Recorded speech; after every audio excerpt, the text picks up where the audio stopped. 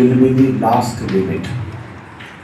कभी बहुत इमरजेंसी हो जाए, बहुत इमरजेंसी हो जाए तो अपना भोजन अधिकतम 8 बजे, इमरजेंसी में, नॉर्मल रूटीन में 2 समय का भोजन करें। एक सुबह जैसे 9 बजे कर लिया या 10 बजे कर लिया, इस बीच में कर लिया, 8:30 बजे कर लिया, शाम को 5:30, 6, 7 बजे कर लिया।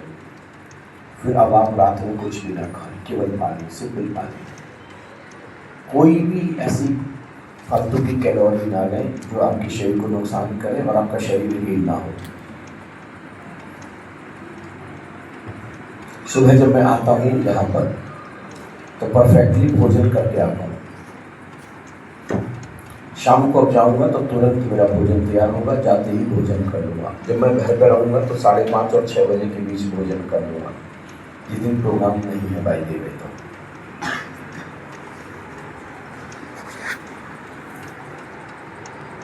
मैंने अभी कहा था पीएच वैल्यू।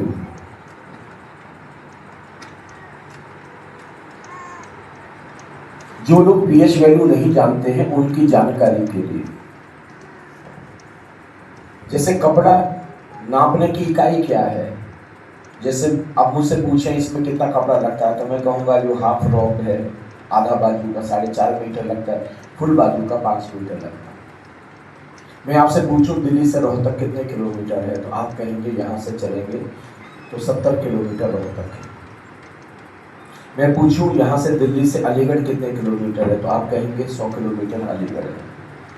यानी लंबाई नापने की जो इकाई है वो मीटर, किलोमीटर, सेंटीमीटर, मिलीमीटर। ये बात समझ में आई क्या नहीं बोलिए, यस या नो? यस। एग्री करिए, जोर से बोलिए। यस। सब मैं आपका किसी बहन का वजन पूछूं और कोई बहन कहे मेरा वजन 62 किलो है, कोई बहन कहे मेरा 55 किलो है, कोई बच्चा कहे मेरा वजन 40 किलो है। बाजार में आप जाएं और कहें 1 किलो आलू दे दें, 250 ग्राम धनिया दे दें और 100 ग्राम मिर्च दे दें, यानी वजन नापने की जो इकाई है वो किलोग्राम या ग्राम में है। इतनी बात समझ में आई कि नहीं बोलिए यस या नहीं? यस। ऐसे ही सुबह जगने से लेकर रात सोने तक आप जो भी भोजन करते हैं उसको नापने की इकाई पीएच वैल्यू है। 3 तरीके की पीएच वैल्यू है, एसिडिक है, न्यूट्रल है और बेसिक या एल्कलाइन है। 0 से लेकर 14 तक स्केल है। कितना स्केल है बताइए? 0 से लेकर के 14। 7 इज न्यूट्रल, 7 न्यूट्रल है।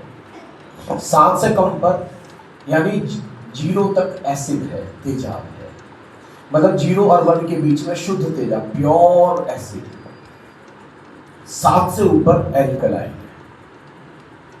मनुष्य का जो ब्लड है, जो ह्यूमन ब्लड है, उसकी पीएच वैल्यू 7.4 है। कितनी है?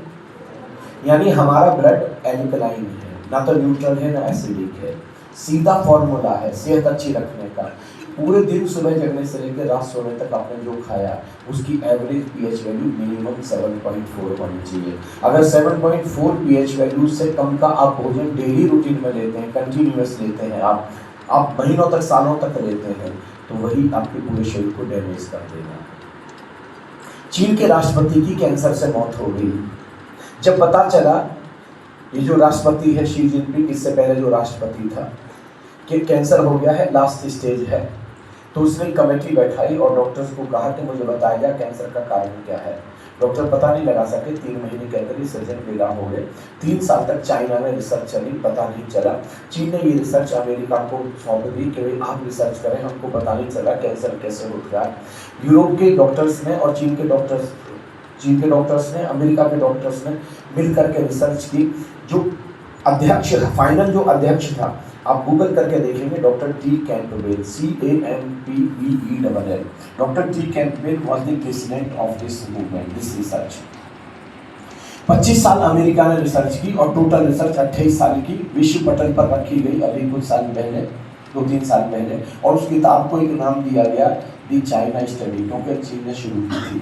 और उसमें बताया गया जो लोग कंटिन्यूअस लगातार एसिडिक नेचर का भोजन करेंगे, 7 पीएच वैल्यू का भोजन करेंगे, 7 से कम का पीएच वैल्यू का भोजन, कैंसर केवल उनको होगा।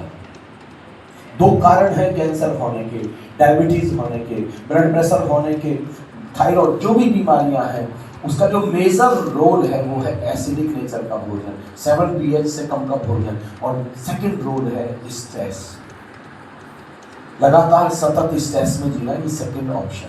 सेकंड अब मैं आपसे कुछ प्रश्न पूछता हूँ, केवल कैंसर नहीं, आर्टरीज की blockage, uric acid, diabetes, thyroid, blood pressure, heart attack, heart stroke, paralytic attack, brain haemorrhage, सारी प्रॉब्लम एसिडिक नेचर के भोजन से और स्ट्रेस से आएंगी। स्ट्रेस से रिलीज करने के लिए आनंदम इज द बेस्ट सॉल्यूशन। लोगों को भेज दें 2 दिन 3 दिन के लिए, यहाँ पर भेज दें। अगर मैं आपको कहूँ कि 2 दिन के प्रोग्राम को किसी को समझा दें तो समझा पाएंगे क्या?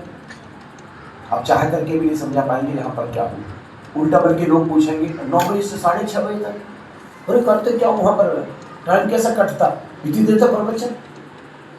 उल्टा है बल्कि यहाँ तक साल में पता ही नहीं चलता कि कब 6:30 बजे, फुर्सत ही नहीं हमारे पास, समय कम पड़ गया। बल्कि दिन 2 दिन 3 दिन ज़्यादा हो। इसी प्रोग्राम को मैं कभी 9 दिन का लेता था। यहाँ पर किसी ने 9 दिन का मेरा प्रोग्राम किया? कोई है यहाँ पर? एक वो बैठे हैं, 3 लोग बैठे जिन्होंने मेरा 9 दिन का।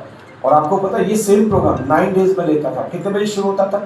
डॉट 6:30 बजे। 6:31 पर दरवाजा बंद हो जाता, नो एंट्री इज पॉसिबल। अगर आप 6:29 तक एंटर नहीं हुए हॉल में, अब आपको इस सेशन में बाहर ही रहना पड़ेगा। रात को मिनिमम 10:30 तक, 11 बजे तक प्रोग्राम चलता था, सुबह फिर 6:30 बजे शुरू हो जाता। 9 डेज कंटिन्यूस ऐसा ही। कितना कंप्रोमाइज मैंने कर रखा है। और उसमें भी आप अगर 9 बजे भी ना सकें, लानत है आपके ऊपर। यानी आप अपने जीवन को लेकर के बिल्कुल भी सिंसियर नहीं है, सीरियस नहीं है बिल्कुल भी। आप अपने जीवन को ले, आप अपनी लाइफ को बदलना ही नहीं चाहते, आप परमात्मा के काबिल ही नहीं है फिर आप।